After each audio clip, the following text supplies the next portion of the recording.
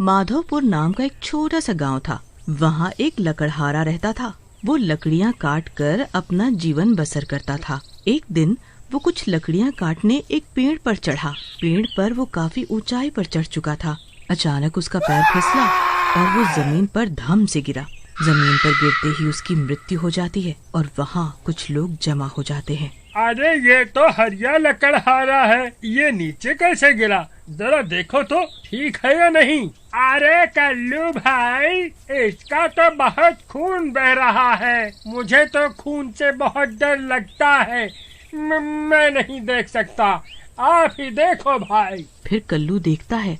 वो उसका हाथ पकड़कर उसकी नब्ज देखता है और पाता है कि उसकी धड़कनें रुक चुकी हैं। वो सबसे कहता है, भाइयों, ये तो मर चुका है। बहुत ही नेक इंसान था। सब गांव वाले आपस में खुसर फुसर करने लगते हैं। इसका कोई परिवार तो है नहीं, इसका अंतिम संस्कार कैसे किया जाएगा?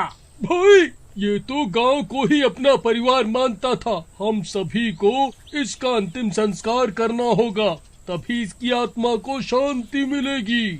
फिर सभी गांव वाले उसके अंतिम संस्कार की तैयारी करते हैं और जब शाम को तैयारियां पूरी हो जाती हैं, तो उसे अंतिम संस्कार के लिए ले जाते हैं। राम नाम सत्य है, राम नाम सत्य है, राम नाम सत्य है। जब वो गांव वाले उसे अंतिम संस्कार के लिए ले जा रहे होते हैं, तभी खतरनाक भयानक पिशाच की नजर उन पर पड़ती है। वो एक ज़ॉम्बी का पिशाच होता है, जिसे कई 100 वर्षों पहले किसी जादूगर द्वारा मारा गया होता है। लाश को देखते ही आज मेरी वर्षों की तपस्या सफल होगी। आज आखिरकार मुझे एक मृत शरीर देख ही गया। अब मैं इस पर कब्जा करके इन सभी गांव वालों को भी ज़ॉम्बी बना दूंगा और धीरे धीरे करके पूरी दुनिया ज़ॉम्बियों की दुनिया बन जाएगी।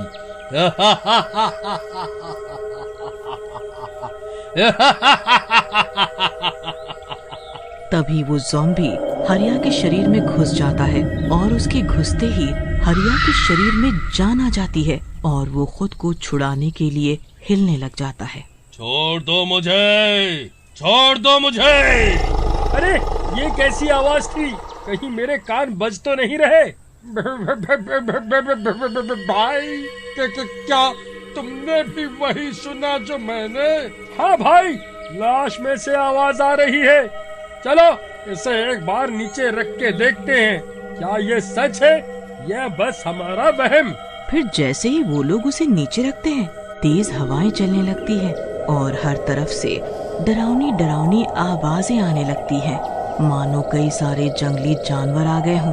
तभी अचानक हरिया की लाश आँख खोलती है। उसकी आंखें अंदर से एकदम सफेद हो गई होती है। वो खड़ा होता है। सभी गांव वाले डर के मारे कांपने लगते हैं। अरे भागो रे भागो, अपनी जान बचाकर भागो, हरिया तो भूत बन गया है। फिर सभी गांव वाले छितर बितर होकर भागो। कोई अपने घर में घुस जाता है तो कोई भैंसों के तबेले में, जिसे जहाँ जगह मिलती है वो वहीं छुप जाता है। पूरे गांव में आतंक फैल जाता है। ज़ॉम्बी हरिया भी खड़ा हो जाता है, झुका हुआ होता है वहाँ एवं डरावनी आवाजें निकाल रहा होता है। ऐसे चल रहा होता है मानो कोई लाश चल रही हो। उसकी आंखें एकदम सफेद, दांत बाहर की ओर, मुंह से खून निकल रहा होता है एवं चेहरा डरावना हो जाता है। खून, खूब खून, खून, मुझे खून चाहिए, मुझे खून चाहिए। फिर ज़ॉम्बी हरिया एक गांव वाले को पकड़ लेता है और उसकी गर्दन के पीछे से काटकर उसका खून पी लेता है। थोड़ी देर में वो गांव वाला भी ज़ॉम्बी बन जाता है। गांव वालों को भी ज़ॉम्बी बनता देख बाकी गांव वाले घबरा जाते हैं। वो गांव वाला भी हरिया की तरह डरावना हो जाता है और उसे भी खून की प्यास लगने लगती है। वो भी खून खून करने लगता है। अरे ईश्वर, ये क्या बला पड़ गई सर पर? ये तो मात्रा में बढ़ रहे हैं। इस तरह तो पूरा गांव ही ज़ॉम्बी बन जाएगा। इस गांव का नाम माधवपुर से बदलकर ज़ॉम्बीपुर करना पड़ेगा। बचाओ, बचाओ, भगवान बचाओ। फिर वो 2 ज़ॉम्बी कुछ और गांव वालों को पकड़कर गर्दन के पीछे से उसका खून भी पी लेते हैं और वो गांव वाले भी ज़ॉम्बी बन जाते हैं। पूरे गांव में भगदड़ मची होती है।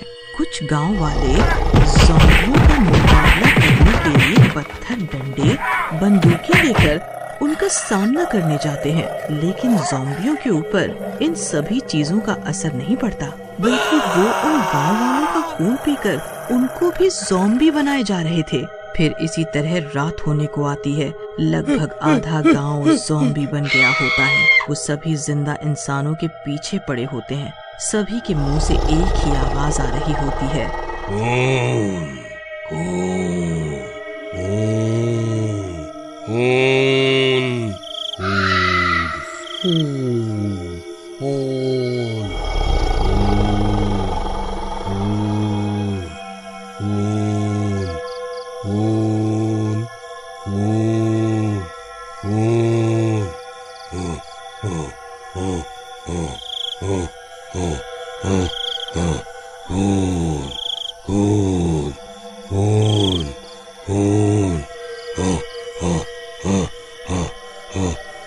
खून, खून, खून, जिसको जो जगह मिल रही होती थी वो वहीं छुप रहा था।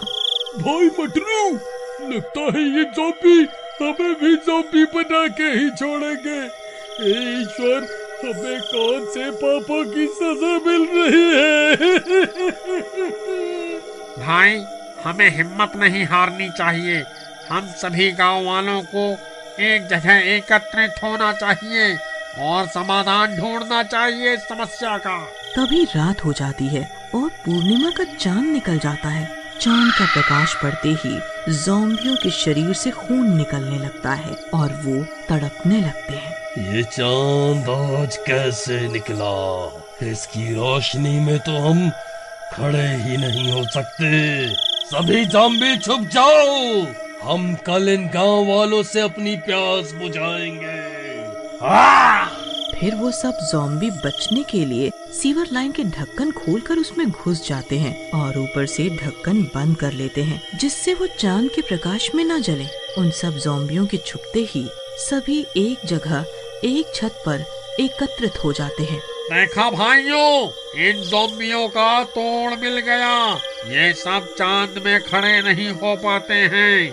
अगर हम कुछ ऐसा करें जिससे ये सब सीवर लाइन से बाहर आ जाएं, तो ये सब मारे जाएंगे और हमारी जान बचेगी। और भाई मटरू, हम इन्हें बाहर निकालेंगे कैसे? यदि नीचे जाके सीवर के ढक्कन हटाए तो ये ज़ॉम्बी हमें भी ज़ॉम्बी बना देंगे।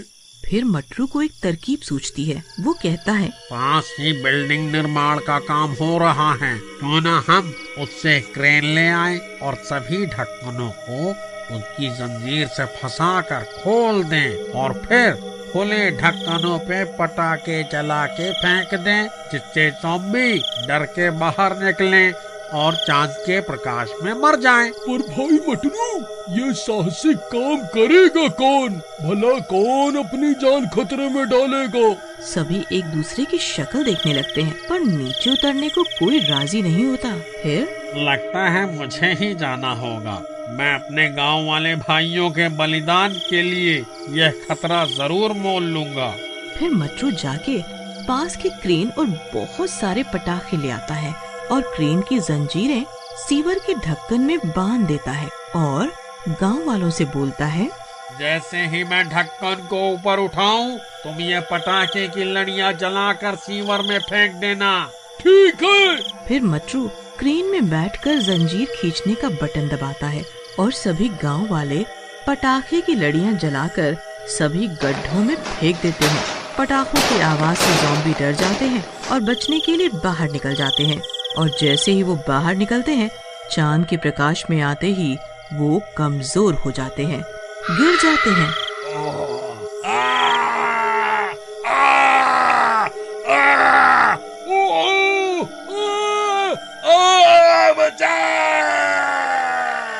थोड़ी देर में वे सब ज़ॉम्बी जल के राख हो जाते हैं। सभी गांव वाले मटरू की बहादुरी को सलाम करते हैं।